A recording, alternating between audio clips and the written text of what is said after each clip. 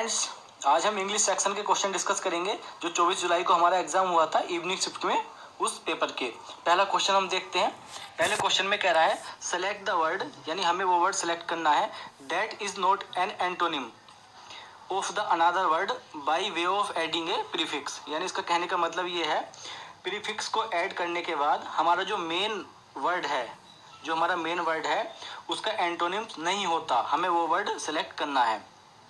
जैसे हमारा इनसिंसियर दिया हुआ है तो इनसिंसियर प्रीफिक्स लगा हुआ है इन, तो क्या हो जाएगा इसका जो विदाउट प्रीफिक्स वर्ड हो जाएगा सिंसियर। तो हमें बताना है कि हमें वो वर्ड सेलेक्ट करना है जो इसका एंटोनिम्स नहीं होगा, ये एक दूसरे के एंटोनिम नहीं होंगे। कौन से में नहीं होंगे? Without prefix. तो क्या होता है इनसिंसियर का क्या मतलब होता है? इनसिंसियर का मतलब होता है निष्ठाहीन या झूठा। और सिंसियर का क्या मतलब होता है? अगर हम इसका प्रीफिक्स हटा दे तो उसका मतलब होता है सच्चा या ईमानदार। तो ये इसका एंटोनिम होता है। यानी इनसिंसियर का एंटोनिम क्या होता है? सिंसियर होता है। तो हमारा ये वर्ड नहीं है। ऐसे ही इनसफिशिएंट, इनसफिशिएंट का एंटोनिम होता है सफिशिएंट। इनसफिशिएंट का मतलब होता है अपर्याप्त, और सफिशिएंट का मतलब होता है पर्याप्त। सफिशिएंट यानी जब इसका हम प्रीफिक्स हटा देंगे तो क्या हो जाएगा? सफिशिएंट। तो इसका होता है पर्याप्त। ये एक दूसरे के एंटोनिम्स होते हैं। ऐसे ही नेक्स्ट वर्ड है हमारा, यह है इनसेंसिबल। इनसेंसिबल का मतलब होता है असंवेदनशील। जब हम इसका प्रीफिक्स विदाउट प्रीफिक्स देखेंगे तो क्या हमारा मेन वर्ड है? सेंसिबल। तो सेंसिबल क्या होता है? ये होता है संवेदनशील। तो ये भी इसका एंटोनिम्स है। अब ऐसे ही है हमारा इनस्क्राइब्ड। तो इनस्क्राइब्ड का क्या मतलब होता है? इसका मतलब होता है अंकित, अंकित किया हुआ या लिखा हुआ। और अगर हम इसका ये प्रीफिक्स हटाएंगे तो हो जाएगा एस्क्राइब्ड। एस्क्राइब्ड का मतलब होता है, जो हमारा वर्ड होता है एस्क्राइब्ड, एक्सक्राइब्ड का मतलब होता है लीपिक। लीपिक यानी लिखने वाला। इसका मतलब है लिखा हुआ इनस्क्राइब्ड का, और एक्सक्राइब्ड का क्या मतलब है? लीपिक यानी लिखने वाला। तो ये इसका एंटोनिम नहीं है।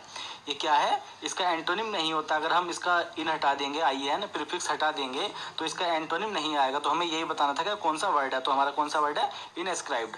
नेक्स्ट क्वेश्चन देखते हैं। इसमें कह रहा है fill in the blanks with the most appropriate option. जो हमारा मोस्ट अप्रोप्रिएट ऑप्शन है उसके अकॉर्डिंग हमें fill in the blanks fill करना है। तो इसमें दे रखा है man is a rational animal with fill in the blanks desires. तो हमें बताना है कि किस तरह का इसमें क्या आना चाहिए, कैसी इच्छाएं इंसान की, कैसी इच्छाओं वाला इंसान है। तो क्या है? नंबर्ड। नंबर्ड का क्या मतलब होता है? नंबर्ड का मतलब होता है कई, ठीक है, संख्यात्मक। सेटिस्फैक्ट्री, सेटिस्फैक्ट्री का मतलब होता है संतुष्ट, संतोषजनक। तो संतोषजनक डिजायर्स तो इंसान की होती नहीं है ना। सेटिस्फैक्ट्री का क्या मतलब होता है? इसका मतलब होता है संतोषजनक।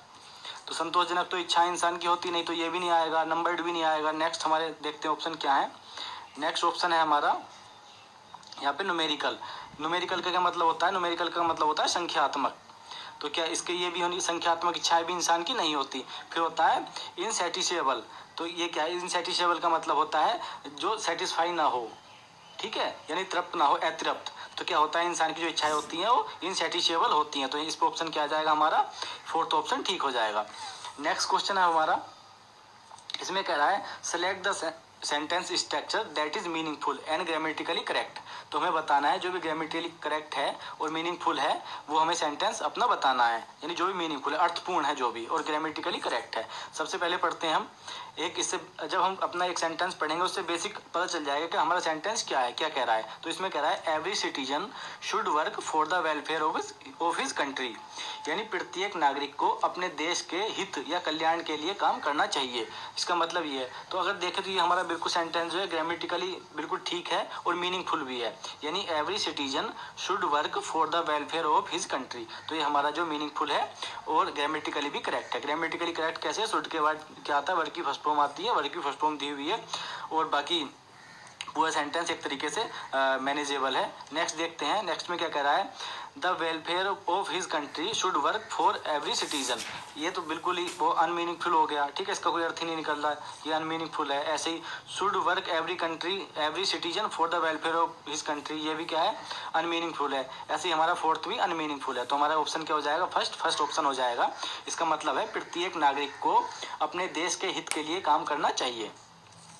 नेक्स्ट है, नेक्स्ट क्वेश्चन में कह रहा है select the most appropriate option to fill in the blanks. यानी फिल इन द ब्लैंक्स में मोस्ट अप्रोप्रिएट ऑप्शन सिलेक्ट करना है। इसमें दे रखा है I am not very familiar with the stock market. उसके बाद हमारा क्या है, फिल इन द ब्लैंक्स है। उसके बाद फिर दे रखा है, कोमा दिया हुआ है। उसके बाद है फिर I don't have much money to invest, यानी ये कहना चाह रहा है मैं स्टॉक मार्केट के साथ ज़्यादा फैमिलियर नहीं हूँ, यानी मैं स्टॉक मार्केट के साथ ज़्यादा फैमिलियर नहीं हूँ। उसके बाद फिल इन द ब्लैंक्स है। फिर ये इसका मतलब है I don't have much money to invest, मेरे पास इन्वेस्ट करने के लिए ज़्यादा धन नहीं है। तो हमें बताना है कि कौन सा वर्ड ऐसा अप्रोप्रिएट वर्ड होगा जो इन दोनों सेंटेंसों को कंबाइन करेगा। तो देखते हैं इनके मीनिंग, देखते हैं जो हमारे ऑप्शन दिए हुए हैं इनके। मोर ओवर का मतलब होता है इसके अलावा, इसके अलावा, इसके अलावा। ऐसे ही फाइनली का मतलब होता है आखिरकार। और हाउएवर का क्या मतलब होता है, इसका मतलब होता है फिर भी या जैसे भी।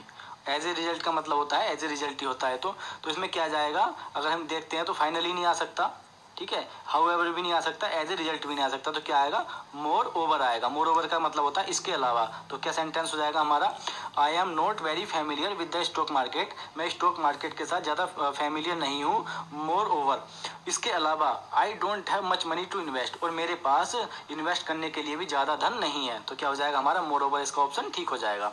नेक्स्ट क्वेश्चन है, इसमें कह रहा है select the sentence structure that is meaningful and grammatically correct, यानी हमें बताना है वो वाला सेंटेंस जो ग्रामेटिकली करेक्ट है और जिसका एक मीनिंगफुल अर्थ निकलता है, अर्थपूर्ण सेंटेंस जो है वो हमें बताना है। सबसे पहले देखते हैं, in Leh has been constructed a textile museum using Ladakhi architecture and material. इसका तो ये तो मतलब बिल्कुल ही अर्थपूर्ण नहीं है, इसका तो कोई अर्थ ही नहीं निकल रहा, कुछ से कुछ कहाँ क्या लिखा हुआ है कुछ पता नहीं इसमें। ऐसे ही फिर देखा, a Ladakhi architecture and materials in Leh has been constructed using textile material. ये भी क्या है, ये भी बिल्कुल मीनिंगफुल नहीं है, इसका कोई मीनिंग नहीं निकलता। ऐसे ही है, नेक्स्ट है हमारा, इसमें कह रहा है a textile museum in Leh has been constructed using Ladakhi architecture and material. तो इसका क्या मीनिंग होगा, इसका मीनिंग हो जाएगा लेह में टेक्सटाइल म्यूजियम लद्दाखी आर्किटेक्चर और मटेरियल से बनाया गया है। तो क्या है ये हमारा, ये मीनिंगफुल भी है और करेक्टली ग्रामेटिकली करेक्ट भी सेंटेंस है हमारा। तो क्या ऑप्शन हो जाएगा हमारा, थर्ड ऑप्शन हो जाएगा। अब हमारा नेक्स्ट क्वेश्चन है, इसमें कह रहा है select the most appropriate antonym. Antonym बताना है यानी अपोजिट वर्ड बताना है। जो हमारा वर्ड दिया हुआ है ऑकवर्ड, ऑकवर्ड का क्या मतलब होता है, ऑकवर्ड होता है भद्दा, भद्दा, ऑकवर्ड का मतलब होता है भद्दा, हमें इसका एंटोनिम बताना है। अनस्किल्ड का मतलब होता है अकुशल, क्या होता है इसका, अकुशल।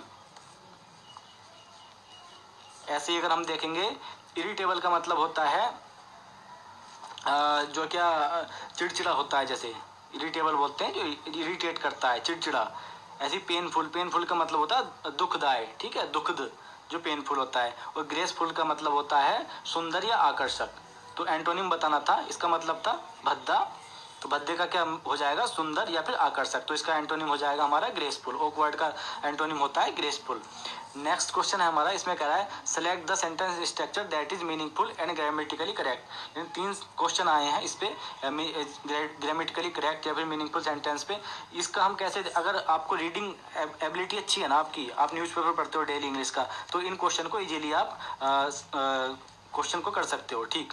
तो इसमें कह रहा है, सबसे पहला क्वेश्चन देखते हैं, just after take off from Havana airport plunged into a field a Cuban airliner with 113 people on board. तो इसका तो कुछ मतलब ही नहीं हो रहा, ठीक है, यानी जो हमारा ये है, इसका ये कह रहा है कि यही गिर गया अचानक, ठीक है, पूरा एयरपोर्ट ही गिर गया, ठीक है। तो ये क्या है, ये अनमीनिंगफुल है। ऐसे ही नेक्स्ट है हमारा, इसमें कह रहा है a Cuban airliner take off from Havana airport with just after, ठीक है, 113 पीपल ऑन बोर्ड। इसका भी कोई मतलब नहीं है, क्या मतलब, इसका कहने का मतलब है एक क्यूबन एयरलाइनर ने टेक ऑफ किया हवाना से जस्ट आफ्टर, मतलब एकदम जैसे कि 113 लोग जो है ऑन बोर्ड थे अचानक गिरने के। तो क्या है, ये भी मीनिंगफुल नहीं है। नेक्स्ट है हमारा, इसमें कह रहा है a Cuban airliner with 113 people on board plunged into a field just after take off from Havana airport. तो इसका क्या मतलब है, इसका मतलब है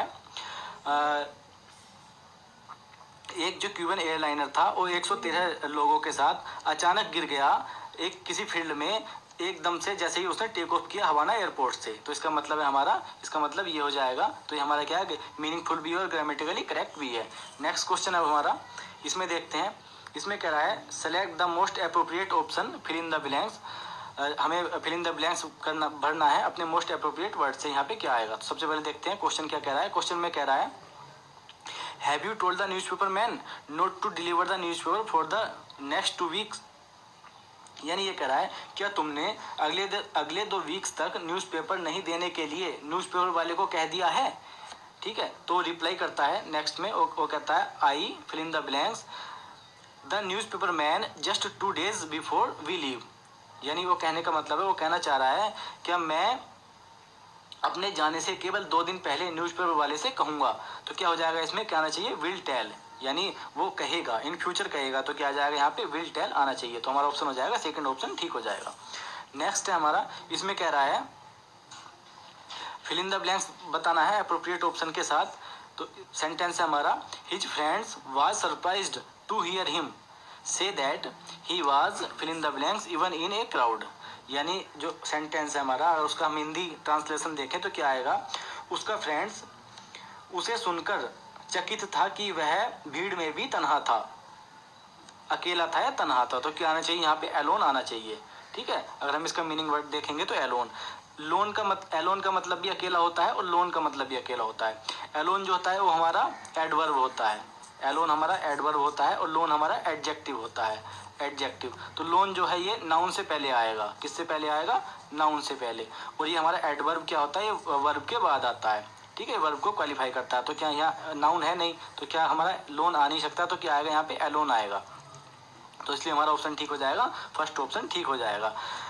नेक्स्ट क्वेश्चन देखते हैं हम। नेक्स्ट क्वेश्चन है, इसमें दे रखा है select the option that gives the most appropriate meaning of the underline idiom in the given contest. यानी जो ईडियम दी हुई है हमारी, उसका हमें मीनिंग बताना है। तो ईडियम क्या है हमारी, made up his mind. Made up his mind का मतलब होता है दृढ़ निश्चय करना। एक बार सेंटेंस पढ़ लेते हैं हम। Mister Bajaj made up his mind to retire at the age of 17 from active business. यानी उसने दृढ़ निश्चय कर लिया, निर्धारित कर लिया। तो क्या जाएगा इसका आता है डिटरमाइंड। डिटरमाइंड का मतलब होता है निर्धारित करना या दृढ़ निश्चय करना। ठीक है, तो इसका ऑप्शन हो जाएगा हमारा फर्स्ट ऑप्शन हो जाएगा, ठीक हो जाएगा, मेड अप हिज माइंड का डिटरमाइंड। नेक्स्ट है हमारा, नेक्स्ट क्वेश्चन है, इसमें कह रहा है select the most appropriate option to fill in the blanks. यानी फिल इन द ब्लैंक्स का एक क्वेश्चन है ये। इसमें दे रखा है due to serious water pollution, गंभीर पानी प्रदूषण के कारण। फिर दे रखा है there is no fill in the blanks any aquatic species, फिर fill in the blanks the Yamuna in the Agra. ठीक है, तो इसका क्या मतलब होना चाहिए, अगर हम एक सेंस निकालें तो इसका कहने का मतलब ये है, क्या गंभीर पानी प्रदूषण के कारण आगरा में, यमुना में जलीय जातियों का कोई संकेत नहीं है। तो क्या आना चाहिए, यहाँ चाहिए साइन ऑफ। ठीक है, यानी जलीय जातियों का संकेत। फिर इन द यमुना, क्या आना चाहिए, यमुना में, इन द यमुना। तो क्या आना चाहिए यहाँ पे, ऑफ और इन आना चाहिए। ठीक है, टू और ऑफ नहीं आ सकता, फोर और ओन नहीं आ सकता, क्योंकि यहाँ इन आएगा यमुना में। ठीक है, तो यहाँ इसमें अब फोर नहीं आ सकता। ठीक है, के लिए नहीं है, के लिए है, तो यहाँ फोर भी नहीं आ सकता। तो क्या आएगा यहाँ पे हमारा ऑफ और इन आएगा। तो क्या आएगा, ऑफ और इन। एक बार इसका सेंस और देख लेते हैं, हिंदी मीनिंग। इसमें कह रहा था गंभीर पानी प्रदूषण के कारण आगरा में, यमुना में जलीय जातियों का कोई संकेत नहीं है। तो क्या आ जाएगा यहाँ पे, ऑफ आ जाएगा, यहाँ पे इन आ जाएगा। नेक्स्ट क्वेश्चन है हमारा, इसमें कह रहा है select the most appropriate option to fill in the blanks. यानी फिल इन द ब्लैंक्स दिया हुआ है, उसमें हमें मोस्ट अप्रोप्रिएट जो ऑप्शन है वो फिल करना है। इसमें लिख रहा है fill in the blanks Sigra police station registered, fill in the blanks FIR against some unsocial elements for creating public nuisance. तो क्या होता है, ऐसे वर्ड जो होते हैं ना, ये हमारे ये आर्टिकल बेस्ड हुआ है। जिस तरीके जब भी ऐसे वर्ड दिखाई दे जाएं और उससे पहले फिल इन द ब्लैंक्स दिया हुआ हो, तो बिल्कुल आप आंखें बंद करके एन लगा दो। एन क्यों लगा दो, जैसे वर्ड होते हैं MA, MLA, ठीक है, FIR, या फिर हो जाएगा एक्सरे। ऐसे वर्ड जो होते हैं ना, इनसे पहले एन आता है। एन क्यों आता है मैं बताता हूँ। ये आर्टिकल बेस्ड हमारा क्वेश्चन है। एन का कहाँ यूज होता है, एन का यूज वहाँ होता है जहाँ पहले जिस वर्ड से पहले साउंड आती है ए, आ, ई या फिर ई, ए, आई, यानी जिन वर्ड से पहले इस तरह की साउंड आए उससे पहले हम एन आर्टिकल का यूज करते हैं। तो जैसे भी जितने भी हमारे ऐसे वर्ड होते हैं ना, जैसे FIR दिया हुआ है, तो FIR को जब हम इसका वो देखेंगे FIR, तो F कैसे लिखा जाता है, F लिखा जाता है AF। तो सबसे पहले वर्ड हमारी क्या साउंड आ रही है, ए की आ रही है, एफ, ए एफ एफ। ऐसे अगर हम लिखेंगे MLA, ठीक है, MLA, तो क्या आ रही है, लिखेंगे MAMM, ठीक है। ऐसी MA लिखेंगे तो उसमें भी M आ जाएगा। एक्सरे लिखेंगे, एक्सरे अगर लिखेंगे हम तो क्या आ जाएगा, इसमें एक्सरे लिखा जाएगा A कैश एक्स, ठीक है। तो यहाँ भी ए की साउंड आ रही है। यानी इस तरह के जितने भी वर्ड होते हैं ना, उनसे पहले क्या आता है, हमें एन आता है। तो क्या अगर यहाँ एन आएगा तो एक ही ऑप्शन हमारा ठीक है, जिसमें एन दिया हुआ है, तो उससे पहले हमारा क्या हो जाएगा, फर्स्ट ऑप्शन ठीक हो जाएगा, ठीक है। नेक्स्ट क्वेश्चन है हमारा, इसमें कह रहा है select the most appropriate and synonym of the given word. हमें सिनोनिम बताना है जो हमारा वर्ड दिया हुआ है उसका। तो इसमें दिया हुआ है हमारा वर्ड रिनाउंड, ठीक है। तो रिनाउंड का क्या मतलब होता है, इसका मतलब होता है प्रख्यात, प्रख्यात या फिर प्रसिद्ध या विशिष्ट। क्या होता है इसका मतलब, प्रसिद्ध होता है, प्रसिद्ध। रिनाउंड का मतलब होता है प्रसिद्ध। अब हम अपने नेक्स्ट वर्ड के मीनिंग देख लेते हैं। फिक्सियस का मतलब होता है झूठा, काल्पनिक या फिर फर्जी। इलस्ट्रियस का मतलब होता है प्रसिद्ध, इसका मतलब भी होता है प्रसिद्ध। हमें सिनोनिम्स ही देखना था, तो हमारा सिनोनिम्स तो ये हो गया। हम नेक्स्ट का भी वर्ड अपना मीनिंग देख लेते हैं। इनडेफिनेट का मतलब होता है अनिश्चित, अनरियल का मतलब होता है अवास्तविक। तो क्या हो जाएगा हमारा इसका सिनोनिम, इसका सिनोनिम हो जाएगा इलस्ट्रियस। नेक्स्ट है हमारा 14 क्वेश्चन। इसमें कह रहा है, ये भी सिनोनिम्स पूछ रहा है, हमें सिनोनिम्स बताना है जो हमारा वर्ड्स दिया हुआ है उसका वर्ड का। तो वर्ड है हमारा फ्रेश। फ्रेश का क्या मतलब होता है, इसका मतलब होता है ताज़ा या फिर नया।